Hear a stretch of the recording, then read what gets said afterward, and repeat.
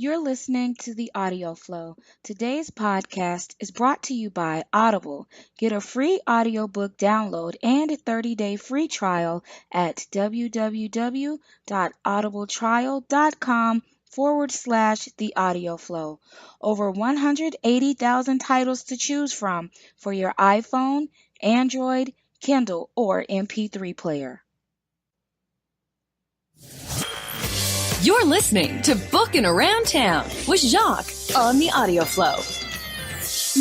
Hey everybody, Happy New Year. It's Jacques with Bookin Around Town, and I hope that you guys have already jumped into 2018. If you're like me, you skipped the whole New Year's resolutions because everybody knows after day 5 or maybe day 10, the resolutions are out the window. I mean, I've never met anybody who's completed them, so I decided not to make them. However, I did decide to change the format of the show, and this year I promise to tell you every town that we are booking around in. So it's a virtual tour. I mean, I'm not in the car driving around. Have you seen the gas prices? And plus, it's snowing, and I'm all about safety. So, no, I don't physically go anywhere, but my computer takes me everywhere I need to go. And so today we are booking around the town of Chadrin. I'm so excited because this year we are ringing in the new year with an author that I met. I won't say it was by accident, but I attended Imaginarium last year in Kentucky, and everybody knows that I am a book cover whore. Or snob. Let's use snob. Sounds so much more friendlier.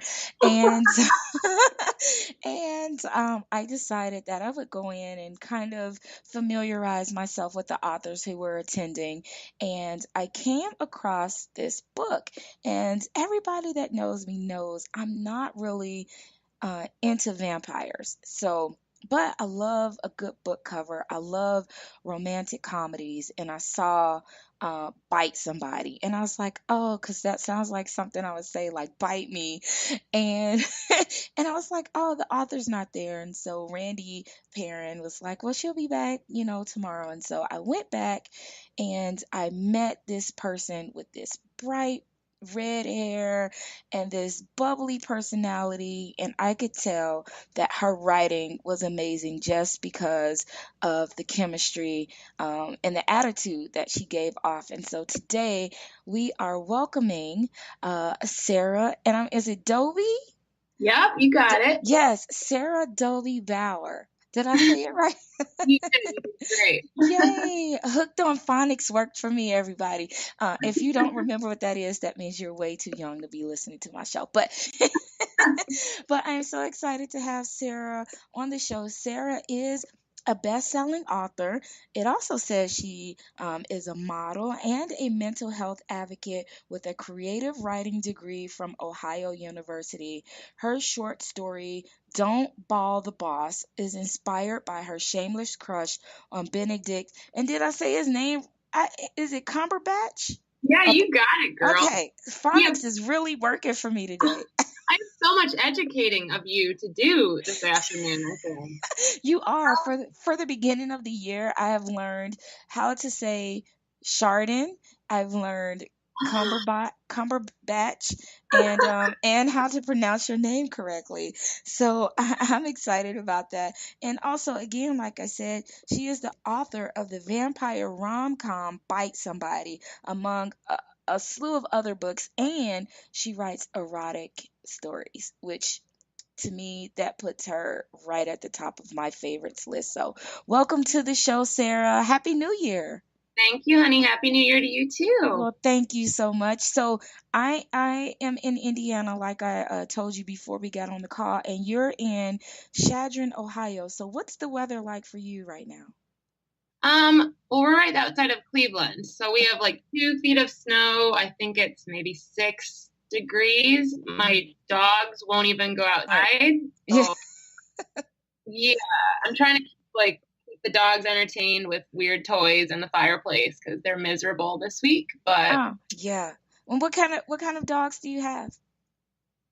I have an Argentine doggo mix and a boxer greyhound. So they're both about 60-pound dogs that look like pit bulls, and they sound really scary, but they love to cuddle, so they're not really that scared. Yeah, it's like I have a boxer and she every time she hears like the truck or the mailman, she's growling and snarling, but she runs from everything. It's like, you're all, when they say you're all bark and no bite. Oh That's yeah. that's kind of how it is. So we are in 2018 now, and you heard me do my intro about New Year's resolutions. Now, are you a resolutionist? I just made that word up. I don't know if it's real, but are you a New Year's resolutionist? No, I don't. I don't really go in for any of that. So, Good. See, virtual fist bump there. woohoo! Yes, Yes. All right. exactly. See how quickly she's climbing up the favorite list because, again, you know how people, every year we eat all this food and we gain a little fluff. And then at the beginning of the year, we're like, oh, I'm getting back into it. I'm getting back into shape. And I can probably count or one person that I know that's actually made it through the whole year. Everybody stops, usually before Valentine's Day and chocolate. And a lot of us gym rat people kind of joke that January is like the worst month to be a gym rat because for us, like I'm a yoga rat, not a Uh-huh. gym rat. But I go to yoga. I have this wonderful studio. It's a hot yoga studio, which is great this time of year because it's Uh-huh. 6 degrees outside. Yes. But you go and you're like used to your routine, and all of a sudden there's like 20 extra people in your class, and you kind of are like proud of them because okay, you're trying, but you're in my way, and like can you if you last until February, if you last until Valentine's Day, okay, you can stay, but otherwise you gotta go. You're like in my parking spot. I just Oh my gosh, that's so funny. I know so many people who say that too. They're like, I don't even go to the gym around that time, or I change the times that I go because all those people that made those resolutions are in there and they're just all on the treadmills and they're just, and I used to be that person too. I'm like, oh yeah, I'm getting back into it. And then like, no, I don't feel like it. And then it's just like, if I'm just gonna be this size right now, I'm gonna be this size and we'll just go from there. So yeah, that's how I do things. But so New Year, for I think for a lot of people, especially authors, they don't have resolutions, but they may decide that they have goals that they would like to accomplish for 2018. And so, do you have any goals that you have written down and said these are things that I would like to accomplish professionally? With my writing, or maybe try some writing that I haven't done in genres or anything like that? I mean, I guess so. I mean, I haven't really written them down, but I am starting to write the Bite Somebody screenplay on Monday, or at least starting to outline it. Uh-huh. And I've never written a screenplay before. And so I've been Wow. reading books and trying to learn how and talking to people who have written screenplays. Uh-huh. And I'm quickly learning I'm going to have to cut like a ton of the book and kind of streamline the plot for it to be Mhm. a screenplay. So I think that's a pretty big goal, is to not go crazy while writing my first screenplay. It is. It is. And so let's talk a little bit about Bite Somebody because, again, that was the book that connected me to you while I was at Imaginarium. And I just totally fell in love with the cover. When I was on my way home, I stopped at this restaurant at the airport and I told everybody about it. I shared it on a live Facebook and told people go buy it. And so, what was the inspiration behind Bite Somebody and the second book, Bite Somebody Else, which I love? First of all, I love it because it's a graphic cover and it kind of looks, it's not like a, it's a cartoon, not really a cartoon, but I like it. I think it goes with the story. I think it goes with the title versus using people. But I really want to know, like, what was your concept behind both of those two books? Well, the concept is very different between the two books. The first one is about Celia, and Celia has just become a vampire, and she's been awkward and chubby and felt really lonely her whole life. And she thought that becoming a vampire would make her beautiful, like, Kate Beckinsale in Underworld or something. And of course, none of that happens. She's just herself, but pale, and now she drinks blood. But she's still, by herself. She's still awkward and chubby. So nothing really changed. And so the first book, we follow Celia as she becomes stronger, as she finds love, as she realizes that she's always been enough. She doesn't need to be better. So the concept of the first book was, I guess, more from my perspective, it was probably me in like junior high, trying to, even though all the characters are in their 20s, I think psychologically she represented me more in junior high when I was like, I felt like I was the ugly kid, and I was wearing the huge t-shirts and dyeing my hair black and trying to be tough and alone. And so I kind of channeled that depressive, awkward part of me into Celia. The second book, Bite Somebody Else, is Imogene's story, and Imogene is the sidekick in the first book. But Imogene is super confident and crazy and very confident in her sexuality. So she's kind of like the opposite of Celia, which is why sidekick, they're foils to each other. The second book is probably me in my early 20s, I guess. I love it. You're your own muse. I mean, I think every author, it's kind of autobiographical, everything we do.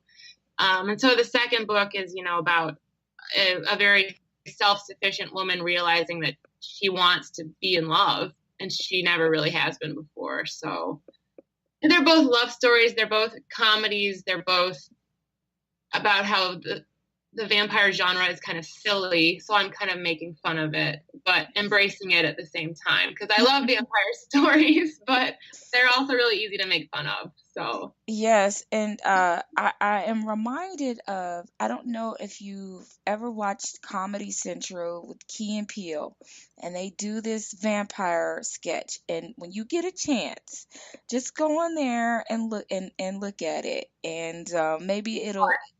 Yes, I'd love you to. gotta go and look at it, because they had the sexy music going on, and he's got his long hair, and he's going, and his fangs are, and the other guy's like, why are you doing that? You don't even have to make that noise. Just open your mouth. The fangs are gonna come out. See, look. And he's like, are you gonna bite her at some point? Or are you just gonna? And it was just the funniest thing, because it's like we look at vampires, and they're kind of like this they're really sexual, which I don't have a problem with that. And they make everything about the process sexy, and kind of the mystery is sexy, but they kind of joked it too. And so, but I love romantic comedies, and like I said, I wasn't really a big fan of vampires, but it's like the vampire part is secondary to the comedy part and the relationship and the story, so that helps. And I write paranormal romance almost all. I mean, a lot of my romance does have paranormal elements, but you're right, it's always secondary. I mean, character is what matters. So if like they drink blood, or with the Enchanted series coming out in January, it's witches. Sure, I mean, sparks fly out of their fingers, but they're also like trying to like battle, like protect their loved ones and get laid, I mean, because that's a little more than secondary, because that's important. Getting laid is very important. Yes, it is. That's right. Oh gosh. And so everybody, please be sure you pick up Bite Somebody and Bite Somebody Else. I think everybody needs a good laugh, and especially if you like kind of, romance, and you do like paranormal and vampires, you'll definitely enjoy both of these stories, and you'll find yourself in there. Pretty much in most books I read, I find myself in either the main character, secondary, one of the characters. I find myself in there. So, oh, and you're walking around. By the way, we are doing a video, and Sarah's walking around. What are you getting? I I'm don't getting like. I'm getting my charger. Don't judge me. No. I won't judge. At least you have it there and you didn't like walk out the room and put up the one finger and say, I'll be right back. Well, I've been writing all morning, which I guess is kind of the lifestyle choice. But when I do, sometimes I'm like, oh no, it's dying. I didn't even notice. Yes, and you have to get the charger before it dies. And if you're not on autosave, then you kind of just screwed everything. Yeah. So we don't want that to happen. So I need before we talk about um the Enchanted series, let's talk a little bit about some of your other work because I see that you've been in a couple of anthologies, and so I mentioned earlier that I really like erotic romance, and so that means that there's a lot of people getting laid or a lot of laying, and so and so I see that you did Blood in the Rain, and I haven't read them yet. But tell me a little bit about now. Are those short stories or are those novellas? They're short stories, and I last year was kind of insane. I think I had 6 short stories come out in October alone, Wow. in 6 different anthologies. So last year was pretty busy. The Blood in the Rain series is really cool because those are all vampire erotica. Just a heads up, because I know you don't necessarily like the vampires, but But erotica, I'm sold on the erotica part. I was in a couple I did. There was one called Hotel that came out last year that I was really excited about, and it was an anthology that was all erotica that happened in hotels because hotels are very, kind of strange, sexualized places. Mm-hmm. That was cool. And I love writing erotica, and it's interesting. Something I find myself doing between projects. I'm a big BBC Sherlock fan, and which is where Mr. Cumberbatch. That's where I discovered him. He was on BBC Sherlock, Okay. and there's this whole like fandom called Johnlock, and it's the theory that Sherlock Holmes and John Watson were actually lovers, not just friends. And Mm. so, like between projects, I'll find myself writing like Johnlock erotica, which is what I was doing this morning because Oh, I finished a book a couple weeks ago, or 2 weeks ago, a new novel 2 weeks ago, and now I start the screenplay on Monday. So I'm like in this happy, floaty, relaxing. Let's just write about sex time, and I love the between time because I just write. That's when I write most of my erotica is when I'm just like I need to relax. Let's write about sex. This is perfect. that sounds great. I would like to write about it and possibly uh act it out because Happy New Year. Woo! Oh yeah. Well, you got to do research, right? You got everything is considered research when you're what are you doing? I'm just a little research, you got to Research, do it. honey. Don't try. Come here, honey. I got my husband. Come here, babe. Do some research. Well, I need to make sure this actually works. Let's try. Does this choreography actually work? Let's see. Yes. Yes, there you go. And if we see it in a book that you've written, then I'll just be like, oh, this actually does work because Oh my she's all gosh. about the research. Sometimes I kind of wonder about that with my husband. Like if people look at him like, oh, yeah, yeah, you're that girl's husband. Mhm. Yeah, I right. guess that's the thing about when people now you chose not to use a pen name, I'm assuming.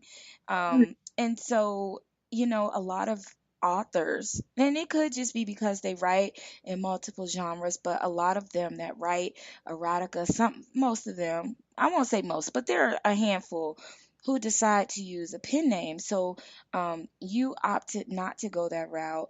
Um, and what was your reasoning behind just, wanting to use your name and just kind of going with it?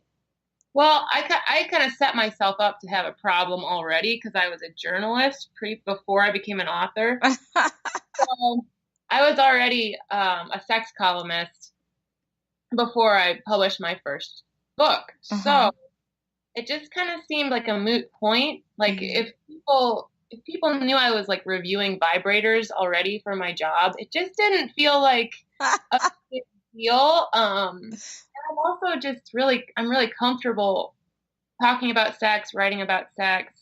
I don't think there's anything wrong with it. I don't have children. I don't plan to have children. I'm not like a college professor. I'm not going to run for office. Yeah. So I just kind of I didn't see a point in trying, especially when I've seen my friends who have pen names trying to keep up two identities. It's so hard to do that on social media. It's also hard if I have an event, because I have book signings, I go to conventions.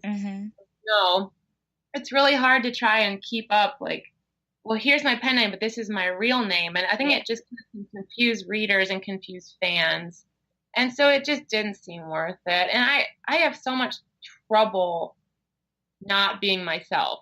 I have so much trouble behaving in public that I'm just like, let's just not. And, you know, and if someone is offended, then they're offended. And if someone doesn't like me, then they don't like me.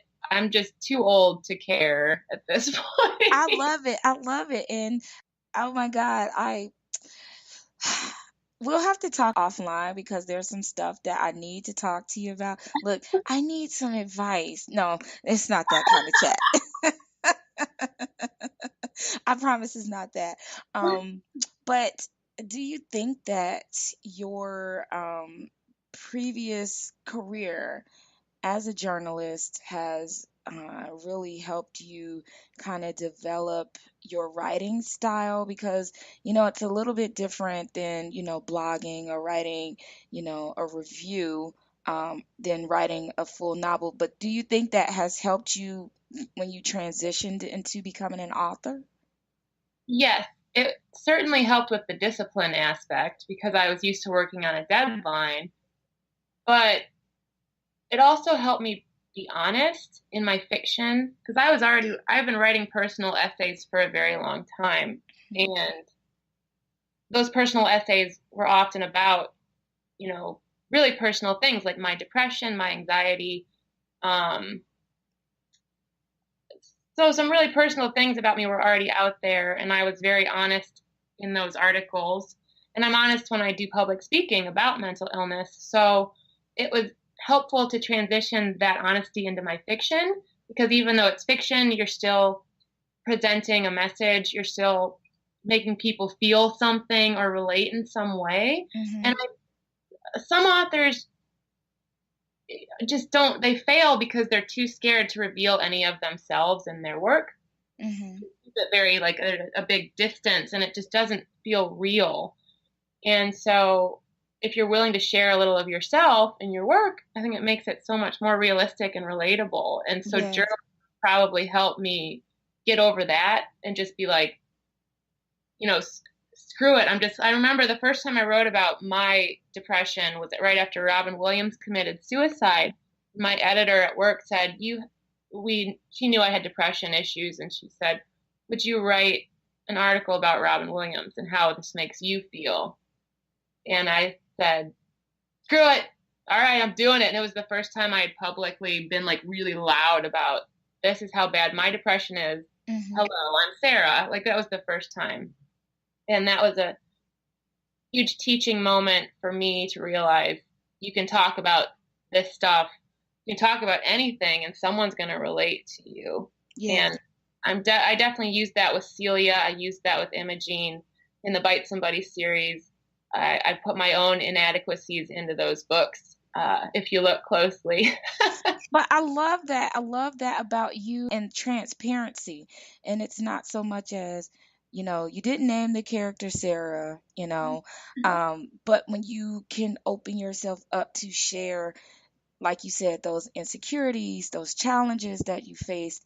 But what I love most about what you said is that you wrote about some things that you went through in junior high and then how you transformed a little bit when you became an adult, a young adult, college years. And so it wasn't like, okay, I was stuck and this is how I was, and I'm still, even though people still deal with things, but it shows, this is how you can start, and this is, how you grow, and this is how things change. And so I can relate to both of those. I can relate because in junior high I wasn't chubby, but when in elementary school I was, until I got really ill, and then I lost all the weight. But I was still an introvert. I didn't have a lot of friends, and I just kind of went through that phase where I felt I was ugly, nobody liked me, and I think most people go through that. Yeah, And for and sure. and so unfortunately young people don't read this book, but um but they're, they can listen to this podcast and see, things that you've gone through and this person that you are now, and it's okay to share our stories with people and share how we feel. And a lot of people don't do that. They don't really share their emotions, and unfortunately, that's probably, what we thought happened to Robin Williams, that he didn't really share how he was feeling. Mm-hmm. But but on a upbeat note, because I don't want to make everybody all sad or anything like that. I did notice that you wrote in another anthology before we get to Enchanted, is If Mom's Happy. Oh, And yeah. so there are some stories of erotic moms, and I just want to know, first of all, how erotic is the mom? And secondly, since I know you don't have any children, do you ever think about like people that are moms, and you're like, oh, I'm gonna like think about, this. I don't know, that sounds weird. You don't really want to think about other I people. know. I know what you're asking, and that story is that story. I love that. It's called "I Need Your Package." Is my story because it's about the UPS man. The woman has just had a baby, and she's feeling so ugly and so not sexual. And there's this hot UPS guy, which is kind of an ongoing joke in my neighborhood because I review books sometimes, so I get like the UPS man's at my house like all the time. Uh-huh. Kind of a running gag at this point with my neighbors. So that was an easy plot line, like the UPS man. But I have so many friends that have children, and I'm very close to them and their kids. But because of that, I've seen the good and the bad of being a mom. And I especially know that a lot of my girlfriends, right after they have the child, or when the child is like the first year, sex is not the priority. And women often feel out of shape, unhealthy, they feel unattractive when they're just, they've just had a child. They have, they just don't feel beautiful. Mm-hmm. And so that was what I addressed in the story. And I did have girlfriends read it that have kids, and they like gave me all the details I needed about like what was wrong. Like they're like, oh no, this is how I actually feel, or this is what sex is like after a baby. And I was like, oh my God. Oh no, I was just like terrified. But that's kind of a whole nother discussion, is the idea of first readers and the people that you trust with your first drafts to make them better and to give you the advice you need to make them more realistic. Yeah. And so for that story, since I don't have kids, I really leaned on my first readers. But I always lean on my first readers because they tell me where I've screwed up. And if no one tells me where I screwed up, I'm not going to see it, and the story is going to suck. So yeah, we don't want your suck, haha, like vampire. oh boy. You're fired. You're I fired. know, that was awful. Bad joke of the month, everybody. You heard it here first. Good job. Good job. But I'm gonna have to get that. I don't know, it's something about what you said about the mothers and things that they go through. I wanna read the stories just so I can. I mean, I'm not gonna have kids either, but people do get stuck in, feeling sexy and still feeling, beautiful, and that they still have something to offer, and it's got erotic, the word erotic sold. I gotta get the book. It doesn't Perfect. take much. It doesn't take much to please me. I'm just telling you. You like stick the word erotic or erotica on it, and Jacques gonna buy the book. You know. Awesome. That's great. All right, so let's talk a little bit about your upcoming release. It is in Enchanted is the name. It is from is it your publisher? From a different publisher than Okay, Body. okay, and it's three novellas in the book, and your book is Destiny's Dark Light, Hmm. part one, and it deals with witches, which I will tell you, witches is my favorite paranormal. All right. So you get the sound effects clap here. So we're clapping because I really like witches, and the characters are set in South Carolina. And I will tell you, this is the part that I like because in most books that I read, like you talked about her hair, Hmm. okay, and you never hear anybody write about somebody having kinky unless they're a black author. They don't Yeah. really talk about hair texture or anything like that. So immediately when I saw that, I was like, oh, maybe she's like maybe she's black. Well, I can explain that. The lead character, Cyan, she has half braids, half dreads, and Uh-huh. but they're white blonde. But the reason I did that is because she's based on Angelina Jolie in Gone in 60 Seconds. Okay. Like literally, Angelina. that is what Cyan looks like. And so Okay. I was obsessed with Angelina's hair in that movie because I've always kind of wanted dreads, but I don't have the guts to do it. And I was like, oh, let's give this girl that look just for my fantasy fulfilled. So that's why she has that hair. Oh, that's okay. Well, guess what? So on another project later down the line, you just write a black character who looks like me. Like Oh, well, obviously, of course. and you can name her Jacques. I won't mind. I think it's perfect. I have a manuscript that's not it's not out yet or anything, but it's just floating around with publishing houses.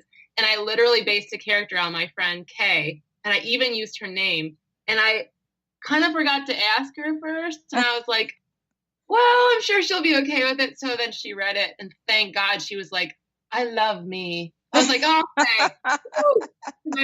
I don't usually I've based characters on people I know sometimes, but I've Uh-huh. never named the character literally, and it looks just like Kay, and I was not hiding it at all. And so when Well, she read it, I was like, whoo, okay, she likes it. Okay. okay, good. Good, good. But later, you can use my name. I don't mind at all. Sounds And she can look like me. I mean, with makeup, not without. And she can be about 20 pounds lighter. Okay, well, now, this now is you're not me. messing. No, now you're I know. messing with stuff. You I can't mess know. with stuff. I'm like, okay, I just made a brand new person who's I was not gonna say me. you're like photoshopping yourself. We're not. No. Mm-mm. This is how this works.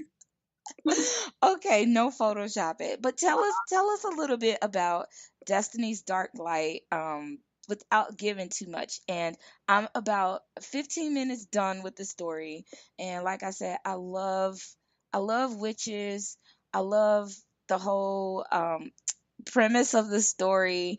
And I don't want to give it away, so I'm gonna let you tell a little bit about it so people be ready to get it on the 9th.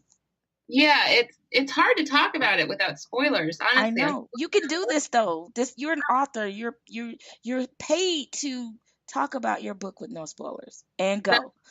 okay. Well, it is in Charleston, South Carolina, which is where I used to live. That's why I said it there. And also, the low South just seems like a good place for witches, you know.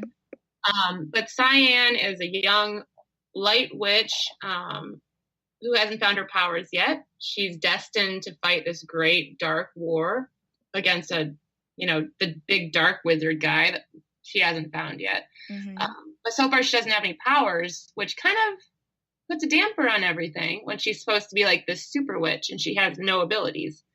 But she's also destined to fall in love with a mystery guy that her psychic aunt has been painting Cyan's whole life. Her aunt is funny. I know. I love her. I love her. But eventually there's this horrific trolley accident in downtown Charleston, and Cyan has to save this man from a burning car along with the man's girlfriend. And the dude, of course, turns out to be the guy from all of the paintings. So he turns out to be Cyan's destiny, the man she's destined to love. And he's Liam, and I love him. He's this cute, sexy Irish guy. And I give you the thumbs up for sexy Irish. sexy Irish guy. But the big conflict for Cyan and Liam is that Liam's already in love with somebody else. But that somebody is seriously injured in the trolley accident. So now he's, hoping that Zoe will get better. Cyan's confused how she's supposed to love this dude who's already in love with someone else. It's a big mess, honestly.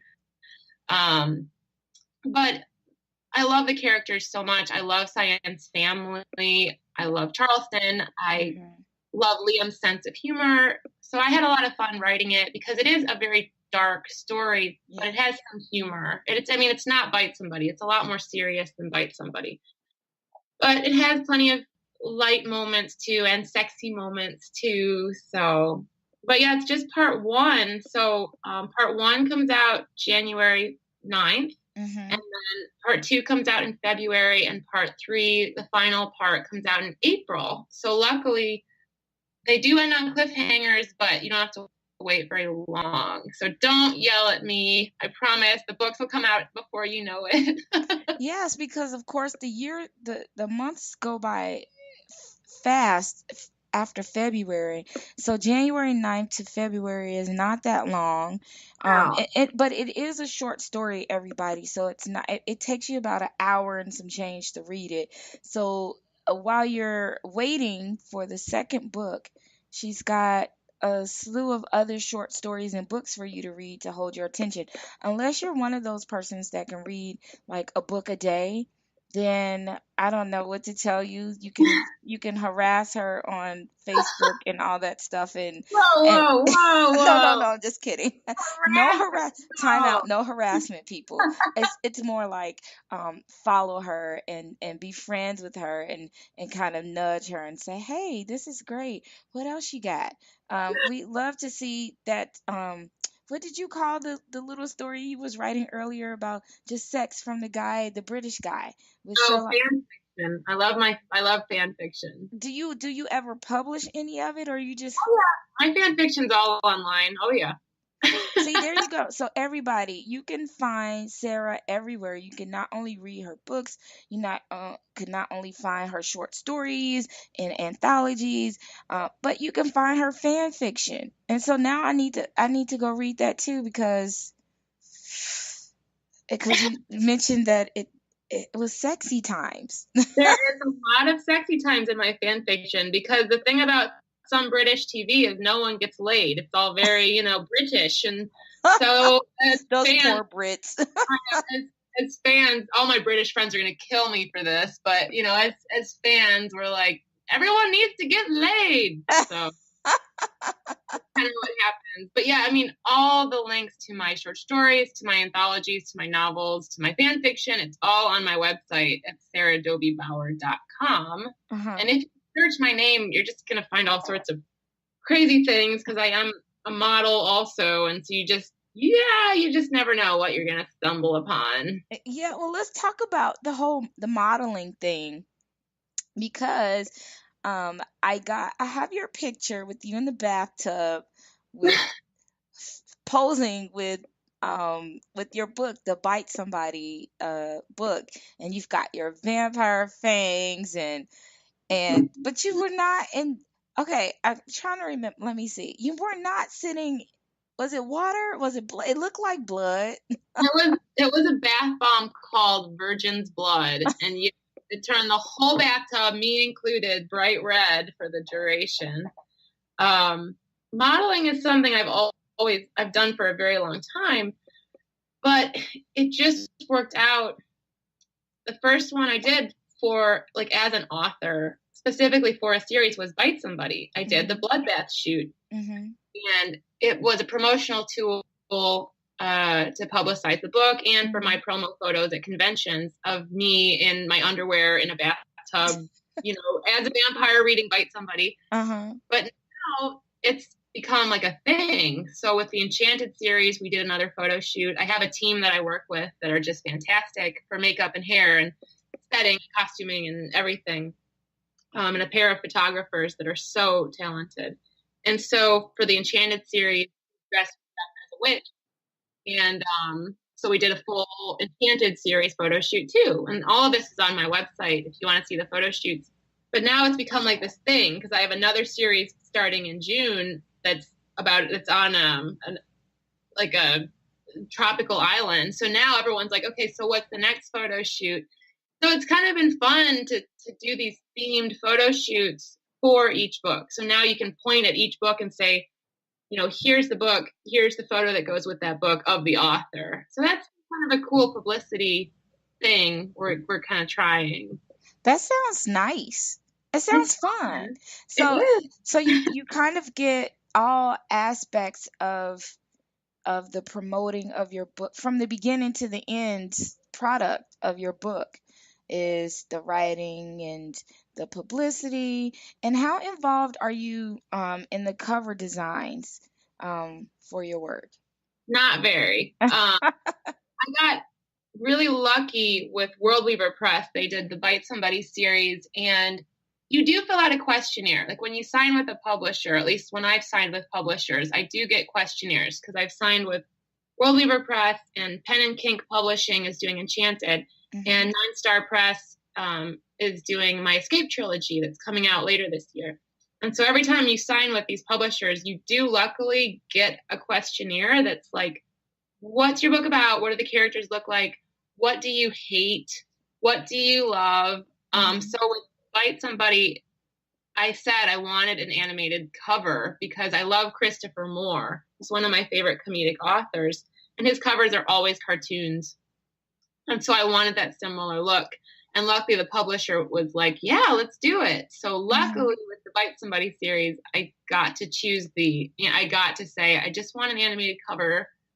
Just do what you want with it. And they did. Amanda C. Davis is the cover artist, and she did a great job.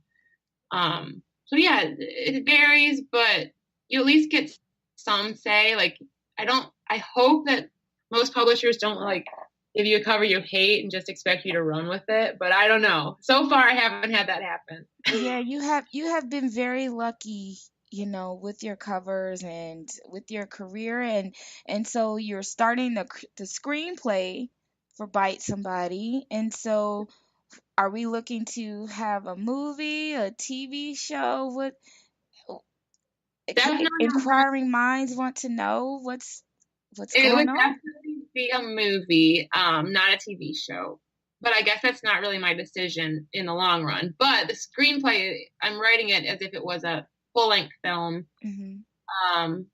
It just seems to make more sense to me. But you never know. And like, I don't know. I know the publishing world. I know the industry. I don't know the film world at all. So I'm leaning on people that do know it. And I luckily have friends in the industry that can give me input. And so that's very helpful. So I'm kind of, not only am I learning a new writing format, I'm learning a whole new industry. And so it's very scary. Yes, I can imagine. And so I know that screenwriting, writing a screenplay, it's very different than writing a book because you've got intro, outro, and this is going on. This tree is blowing. This is the exterior. This is the interior, and it just I tried it before, and I was like, no, this is just not me. I don't care about all of this part. I just want to write the story, and so I know, and that's why it's going to be a challenge. And like I said, I'm going to have to cut stuff but I did kind of like bracket dialogue that I just love and Bite Somebody. Like, no, this dialogue has to be somewhere. So, and I do love writing dialogue, so maybe it'll be okay, but it will be fine. I'm going to read some scripts from movies that I love and just kind of see how they made it work. And yeah, hopefully. And so when are you looking to complete this project? Are you looking to have it done before the year's over? Oh A God, yeah. couple of months? I wrote Bite Somebody in 41 days. So I'm kind of Jealous. I'm jealous. yeah. Well, I'm lucky though because my full-time job is writing. So unlike a lot of other writers who have a full-time job and then have to come home and try to find the energy to write, I wake up every day and I write, until the computer dies, basically. And that's that's all I do for my job is write. So I'm lucky to have that. If I couldn't write all day, I mean, I wouldn't get half as much stuff done as I do. So with the Bite Somebody screenplay, I expect I'm shooting for maybe a 2-month period for the first draft because I already have another project planned after it. So we'll see. Another project. Anything you can share with us? No. I mean, no, I don't think I can. Not right now. Okay, not right now. How about can you in that fan fiction that you were writing today, can you read a couple lines from it? Oh my God, I don't know. Come on. That'd be so fun. Just a couple. Oh Jesus. See, nobody can see your face but me, so I could if you turn red, nobody sees it. It's so not my voice because it's Regency romance. That's okay. You don't have to be the narrator today. Just be the author. Let's see, what's a good part? I don't know. Okay, I guess I can read some of the cute stuff. The cute stuff. Well, it's Sherlock Holmes and John Watson, but Sherlock's like 19 and John's a little bit older, and it's Regency, so he's trying to get him to marry him and all this stuff. But... Okay, everybody, just take that in. Just close your eyes and imagine Sarah reading in a Regency voice. And go. And it's first person, so I'm reading as John Watson. So I'm also a short British male, and I'm not doing a British accent. Absolutely not. Can you do a British accent though? No, I don't think so. Let's not even. Let's not try. Okay. All right. So this is from John Watson's perspective, but Sherlock talking. Why would you want to marry me? He turns on his heels and glares. He's a full 6 inches taller than me, but he's too young to make me feel small. It's not for money. You have no need for money. I smile. How do you know that? I spied on your accountant. I chuckle. Of course you did. Might as well tell him the truth. The brilliant boy is bound to figure it out anyway. I point at one of his hands curled into a fist by his side. May I? I reach forward. When I touch his hand, his fingers relax, but his shoulders tense. I cup his hand in mine and admire its elegance. We met before, although I doubt you remember. I hear him swallow. When? Oh, you were 16, I think. The Christmas before Lady Holmes passed, your father threw a party. He made you play violin. At first I thought you hated to play, but then I realized you were just shy. His fingers move on my palm just lightly. I don't like playing for other people. I do it to help me think. Well, you played beautifully. When I move a little closer, he doesn't move back. It was your hands that did it. You have exquisite hands. I lean down and kiss one of his knuckles. When I look up at him, he seems utterly lost, as though I am a difficult chemical formula at Cambridge. I couldn't stop looking at you that night. I smile at my own desperation. I still can't. Ta-da! Yay! I love it. It's so fluffy, but yeah, I need to relax sometimes, so I just write fluffy John Locke porn, and it makes me happy. Did you say John Locke porn? Yes, I did. Oh my gosh, that is great. Now, have you ever written male before? Oh, yes, yeah. Most Okay. definitely. Don't Ball the Boss, which was my first pro publication. It was nominated for the Pushcart Prize, and it was male, and it was my first male. So I was totally freaked out, and I'm like, emailing my gay guy friends like, is this right? Did I do this right? You know, I don't have a penis, help. And luckily they were very helpful. But since then, yeah, I've written a bit. The trilogy, the Escape trilogy that's coming out, there's not much buzz about it yet. It's starting in June. Mm-hmm. But it's male. It's with 9 Star Press, and they do all LGBTQ books. Okay. And so they signed me for a 3 novella deal that starts in June, and that is male, and it's also Regency, and it's fluffy, and then totally not, and then gory as hell, and you're just like, what? Oh my god!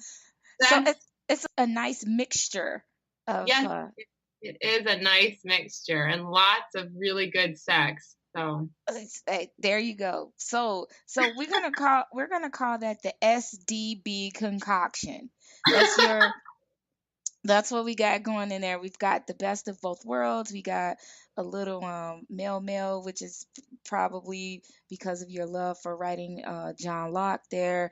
And then you've got the sexy erotica, and then you've got the paranormal, probably gory stuff, all mixed up into one. And it sounds amazing. I can't wait to get my hands on it. In June, only 6 months away, everybody. 6 months away. Okay. You'll definitely hear about it from me. I can't wait. Okay, so we're gonna play this game really quick, and then after that, we're gonna give you a chance to let everybody know where to find you outside of your website so that they can professionally follow you, aka stalk you online, because that's what we do. All right, so I've got 1, 2, 3, 4, 5, 6, 7.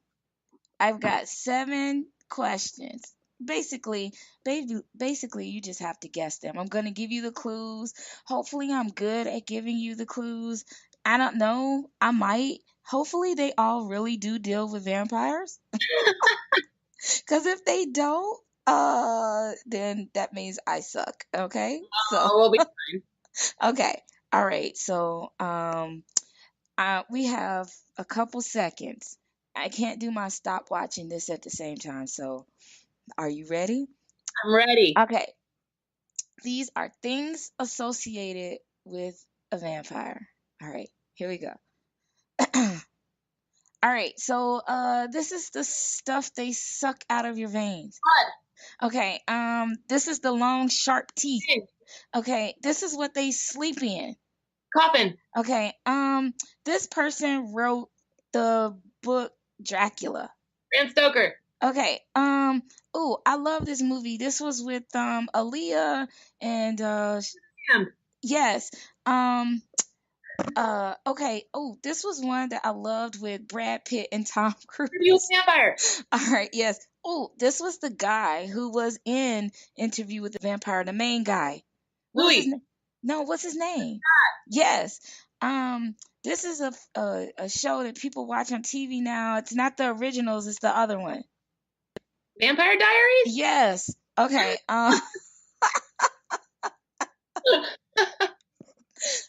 The face you gave me. Okay. All right.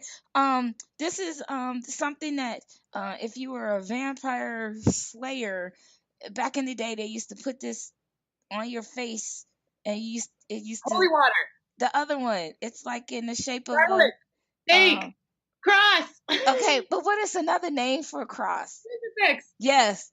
That was a tough one. Woo! You know what movie I started thinking about was Fright Night. Ooh, Fright Night with Colin Farrell. Oh yeah, that's a good one. Do you remember that movie? Is so old. Well, you mean the first one? The very first one that came out in the 80s. You have to see. That's Christopher Guest. He wasn't as sexy as Colin Farrell. No. Well, did they remake the movie? Oh yeah, with Colin Farrell as a vampire, which I think he actually is a vampire in real life, so it worked out. So he's a vamp. Okay, and I forgot to put the Lost Boys on there because you got to go classic 80s, right? Yes, I love the Lost Boys. See, that was when I did vampires. So, I just don't read them well, but I'll watch the movie. Yeah, So, for yeah. Anyway, well, Sarah, thank you so much for being on our first episode of Booking Around Town for 2018. And I wish you much success. And I would love for people to be able to know about what's coming down the pike for you, what's going on. So tell them how they can find you across any avenue you want. Well, my website is saradobeybauer.com. But I'm kind of crazy about social media. So I'm on Facebook and Twitter and Instagram. Um, Tumblr is just mostly me like fantasizing about British men. So if you're into that, you can totally follow me on Tumblr. So yeah, I'm pretty much any social media you can think of, I'm there. So if you just search for me, you'll find me. And yeah, like I said, I'm really active on social media. So if you want to keep up with me, you can follow me there. I also have a newsletter, so you can sign up for my newsletter on my website. And I send out like a quarterly kind of update on things. So yeah, that's me. Sounds good. And will you be doing any events this year that you know of so far? I think I'm only it's up in the air, but I might only be doing two. Right now I'm doing Confusion up in Detroit, and that's January 18th through the 21st. Okay. And then Concoction in Cleveland is March 9th through the 11th. I might take a break for a little bit after that because conventions, it's weird to admit this, but I'm an introvert. So people scare me a lot. And so conventions are terrifying mental health situations. So I might only do 2 or 3 this year as opposed to my usual 4 to 5. So we'll see. But those You're are the not two I will be at. you're not the only one. There are most authors that I meet are very introverted, and I don't like crowds either, but people don't understand. I'm like, I'm shy too. No, you're not. Yeah, I kind of am.